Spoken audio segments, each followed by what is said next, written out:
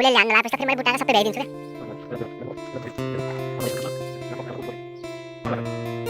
Wow, guys, hello guys welcome back to my YouTube channel. आजबाट म एउटा new YouTube creator तपाईँहरूको माझमा अब म आइरहेको छु। मलाई पनि साथ सपोर्ट दिनु होला है त।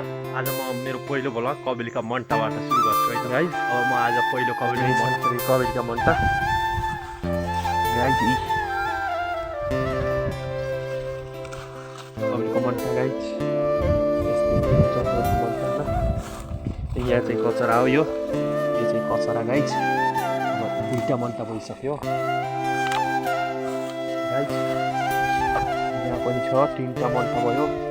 यस्तै गर्दा गर्दै कबेली सुक्ने भयो। के गरौँ गाइज। वाउ कति राम्रो मन्टो यार गाइज।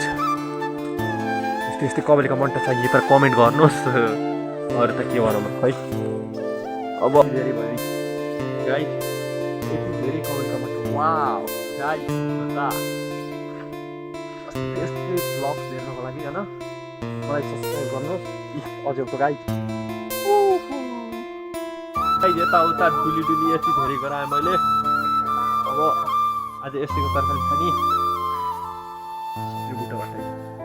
यही बुट्टाबाट त आँप बनाएर खिचेर आँप देख्न सक्नुहुन्छ। यस्तै सानो छ यो पनि काँचो काँचो झरेछ। अब यसलाई धोएर है यसलाई धुन पर्छ। अनि अब यसलाई मैले खान्छु होइन। आँप चाहिँ कस्तो छ हेरौँ है त को छ कि को छैन। आँखा लाग्छ